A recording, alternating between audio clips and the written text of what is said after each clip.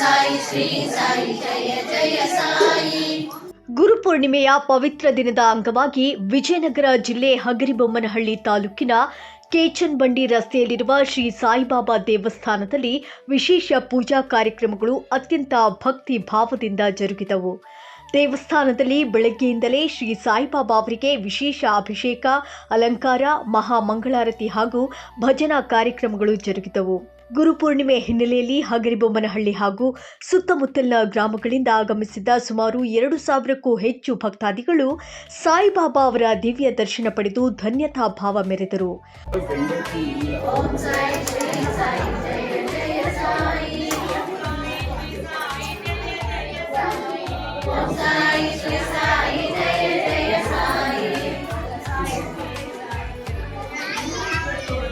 ಸಾಯಿ ಶ್ರೀ ಸಾಯಿ ಜಯ ಜಯ ಸಾಯಿ.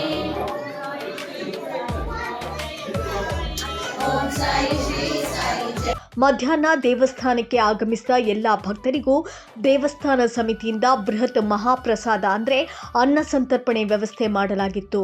ದೇವಸ್ಥಾನದ ಆಡಳಿತ ಮಂಡಳಿ, ಸೇವಾ ಸಮಿತಿ ಹಾಗೂ ಸ್ವಯಂ ಸೇವಕರು ಕಾರ್ಯಕ್ರಮವನ್ನು ಯಶಸ್ವಿಯಾಗಿ ನಿರ್ವಹಿಸಿದ್ದು ಭಕ್ತರು ಶಾಂತಿಯುತವಾಗಿ ಬಾಬಾರ ಕೃಪೆಗೆ ಪಾತ್ರರಾದರು. ಇವತ್ತು ಬೆಳಿಗ್ಗೆ ಕಾಕಡ ಆರತಿ ಮಾಡಿವಮ್ಮ. ಕಾಕಡ ಆರತಿ ಆಮೇಲೆ ಅಭಿಷೇಕ ಇರುತ್ತೆ. 108 ಜನ ಹತ್ರ ಅಭಿಷೇಕ, ಆಮೇಲೆ ಸಾಯಿ ಸೆಟ್ಟರ್ ಹತ್ರ, ಅದಾದಮೇಲೆ ಮೆರವಣಿಗೆ ಆದಮೇಲೆ ಸಾಮೂಹಿಕ ಅನ್ನದಾನ ಇರುತ್ತೆ.